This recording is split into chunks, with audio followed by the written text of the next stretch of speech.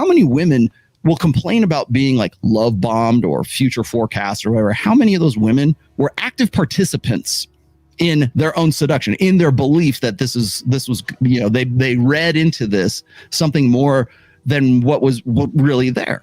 I'm not saying it's right or it's wrong. I'm just saying the thing is like when you get to the point where Hafiz is going on these and just him in general, because this was easy pickings here, but other guys doing the same thing, they want to blame it on the players. Well, it's like you still need another player on the field to be playing with in the first place. So, it's so duplicitous too. Like, remember Kevin Samuels, rest in peace. I don't know how the Catholics do it. How did he die again? Wasn't he banging one of them hoes that he says belonged to the streets? Had a heart attack? No, all I know is she was in from out of town. Yeah. All these girls are just run through and the pickup artists are ruining them. And then as soon as the camera goes off. Hypertension. Yes. Yeah, as soon as the camera goes off, WID, text sent, 2 a.m. It was the Red Bulls. Those are the guys I worry about the most, to be honest. The ones preaching the loudest. Because I still remember, like in the 80s and 90s, where evangelicals were talking about the decline of society, and then they got a blowy from some 16-year-old dude in the bathroom. Like, never trust a guy preaching a little too loud, you know? Yeah. I bet you this guy, what's his name? Hafiz or whatever? I bet you he's licking ice cream all damn day. Yeah. I think guys too, they miss on, here's the point on it too, when they say girls are getting run through, I think guys have an image in their head that girls are having sex like guys, like it's hundreds of one night stands.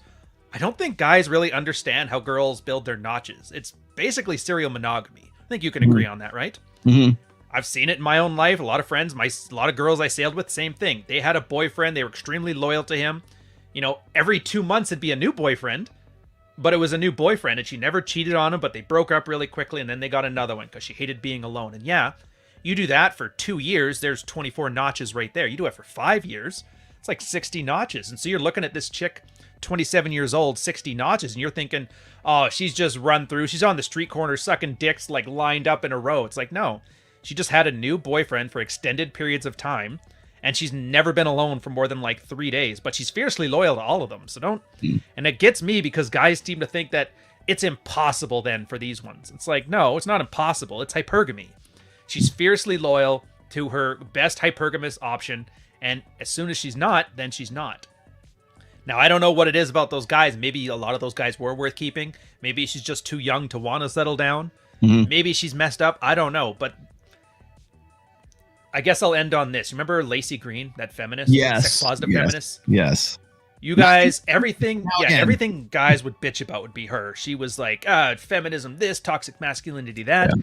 Got some good dick from a good man. And all of a sudden she's like, I took the red pill and men are being treated horribly. All you got to do is just be that guy. Fuck the feminism right out of her. Yeah, we said it yesterday. It's at the point now where like your wife will ask you, hey, who we voting for this election? Yeah. Like that kind of trust, you can get that from a girl. You can't get that with stupid ice cream metaphors and Hafiz trying to pitch Gumroad to you. Yeah.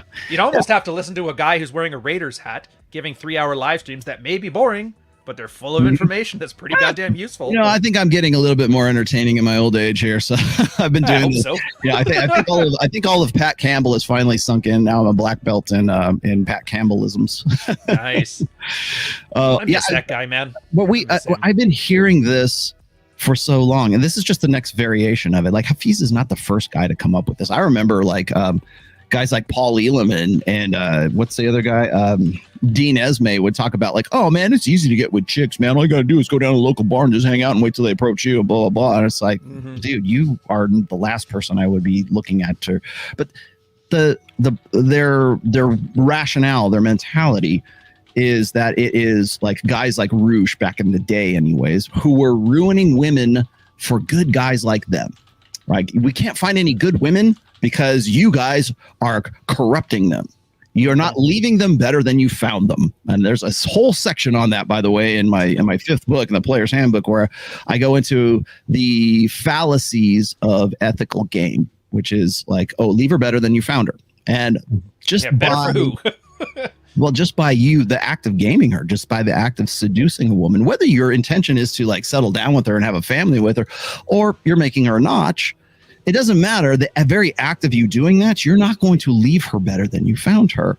because it comes back to the alpha widow. And a lot of people don't know what an alpha widow is. So let me explain it to you in 8th grade English, okay? Mm-hmm. Alpha widow is a woman who has been with a guy before. She was one of the flavors in the ice cream shop, and she can't get over that guy. And I was just reading this morning. I'm going to read it later on here in a bit, but I was reading this morning an article somebody sent me about how this girl's first boyfriend, I guess, ruined her for any other man. And like, she's married now. She's like, got a great guy. I love him to death. We've been together. We're having kids, blah, blah, blah. I'll call it up here in a second. That's actually what sort of gave me the inspiration to do today's show. But you got to remember, it's not just the fiendish players. It's the woman herself. It's what was the circumstance with her and her first boyfriend, and then you came along. It's not a numbers game. It's not an alpha play. She didn't meet Andrew Tate, and he didn't ruin her for life. It was just some average dude that she got with that she can't get over. She might have a notch count of 3 or 4, if that. But the one guy out of those 3 or 4 guys left her with such an alpha impact that the guy she's with now will never measure up to the metric or the standard of the guy that she had with, who you never forget your first kind of thing. And so women are writing constantly about this. And that's why I say, what is it, 5 minutes of alpha? Sorry, let me put credit where it's due. This is actually Hartis Royce who said this. Yeah. 5 minutes of alpha trumps 5 years of beta. Here's a question, too, for the audience on this. Do you think those guys, the ones that aren't good enough and didn't measure up to the older guy, do you think there's no signs that that's happening? Do you think that they're doing their best and she's given all the signs that she's loving them and it's great? I doubt it. There's no way she's not giving them signals that, like, yeah, you're my second choice. But those guys put up with it. They accept it. They ego invest themselves in it, and so they hide themselves from the signals. Yeah. That's the part that gets me. It's like you're involving yourself in this deception. And so it's really hard to feel sorry for a guy when he's making his misery like his own raison d'etre. I'll use some French. That's your reason to exist, your mental point of origin. Mm-hmm. Hopefully I'll be able to read this because it's constantly updating. It's gonna run me ragged here. Let me instead of putting it gonna run you up a flagpole. I've been waiting to see it. I can already see the freaking latency for me trying to bring this up, but I'll put it on here and see if we can make this work. If it doesn't, I'll switch back. This is it. It's off of the Metro, I think is what it's called. All right. Can you guys see that? Yes, you can. Okay, good. Hopefully whenever you like put things on like this page has like embedded video, and when you put it in StreamYard, sometimes it slows shit down. So I'm going to read this real quick. It's a very short read, so it won't take but a second here. This is great. A few weeks ago, I was paying for my petrol. That's gasoline here in the United States. When I glanced to my left and I saw him. He was older, much older, with graying hair and a sagging jawline. He was paying for a can of drink. Okay. But it was him, my first love. My heart quickened, my stomach flipped. In that moment, I was 17 again, full of sorrow, despair, and nerves. You see, this man broke my heart 27 years ago. And although it no longer hurts, the scar is still there. Yeah, well, it sounds like it kind of hurts because you wouldn't be writing this whole damn thing if it didn't, okay? I'm not alone. In an interview, singer Craig David admitted to the reason he has never found love and settled down is because of a girl who broke his heart when he was a teenager. Oh, now we're going to blame it on these guys, right? In newspaper interviews this year, he said, after my early childhood sweetheart breakup, my heart kind of closed down. I feel open enough to be apologetic for the relationship my heart was closed for. I feel sorry for girls and women in the latter stages of my life who tried to open up my heart. This dude sounds like very, very feminine. Okay, so unlike Craig, I did move on. I met my husband, Cornell, in 2005, and we married in 2009, and now have 2 children together. He's the love of my life, and we are incredibly happy together. But the memories of that first crushing heartbreak are still vivid. I was 16 when I got together with my first boyfriend, Stefan. We met through a friend one day in the park. Like, she knows, like, she's coming up with all this detail here. Mm-hmm. He was 3 years. Remember, this was 27 years ago, right? He was 3 years older than me, had a battered hatchback, and compared to the other boys at school, appeared worldly wise.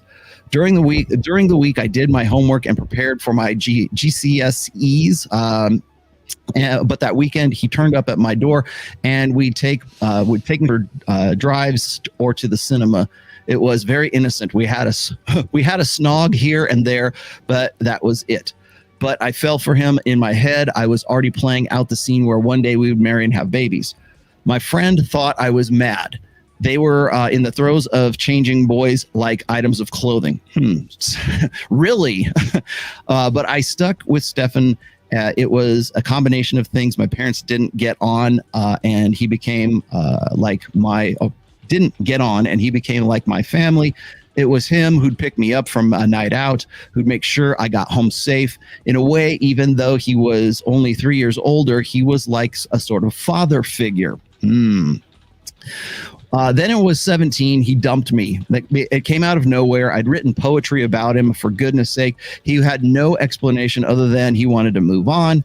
I can still remember us sitting in front of the car seat, or in the front seats of the car, as he told me he no longer felt the same about me, that it wasn't this type anymore. He wasn't his type. I wasn't his type anymore. Stupidly, I even begged him to change his mind, sobbing that I'd change everything from my hair color to my silly giggle if it made him stay. Here we are. Poor girl. And let's see, it didn't work. I was utterly devastated. Okay, so we're going to get this romance novel thing going here. I cried, sort of crying you do after you turning 18, into my pillows for weeks, but I barely ate. I couldn't stop thinking about him. I passed my driving test, but would slowly drive past his house, trying to see if basically this chick is obsessed, okay? It ruined my life for years. I tried dating boys at university, but it never worked out. At weekends, I just go home and drive around, hoping to bump into Stefan. In a world of mobile phones and social media, I had no idea where he was, who he was seeing, or what he was doing. It was maddening. I looked him up on social media, but he didn't even exist. One of those strange people who leaves no Google trace. I married a man in 2003, age 25, but it lasted 2 years. Probably because she was pining for this guy still. I loved him, but I wasn't ready to commit. The relationship itself had been 6 years long, but it fizzled out. I guess she must have met that guy right afterwards. I wonder now if it had anything to do with the hangover of heartbreak that I seem to have taken so badly. And this is with the guy right now. And she's writing this about this dude, not this guy, the other dude. Okay. So anyways, what this is, I guess I could read the rest. Hey, let me finish it up. He didn't glance at me. This was when she met him again.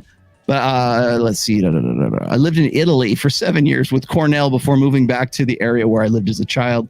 I never saw Stefan and didn't even think about him. I had no idea what had become of him. Then the petrol station meeting happened. Wow, serendipitously. And although seeing him brought about no butterflies or feelings of adoration from that scar from the first heartbreak did sting. I'm a 45-year-old woman with a family, a husband, a house, a happy career as a writer. But in that split second, I was 17 years old again, the 17-year-old me again, cast adrift and feeling utterly miserable. He didn't glance at me. He paid and walked away. If he did see me, he didn't show it. It had been so long, would he have even recognized me? Now I have blonde hair, not red, and I'm older. As I walked away, I didn't feel sick or upset or anything. Things I'd once felt, I actually felt relief. Just like Craig David said, for some of us, heartbreak never leaves you, blah, blah, blah. Okay.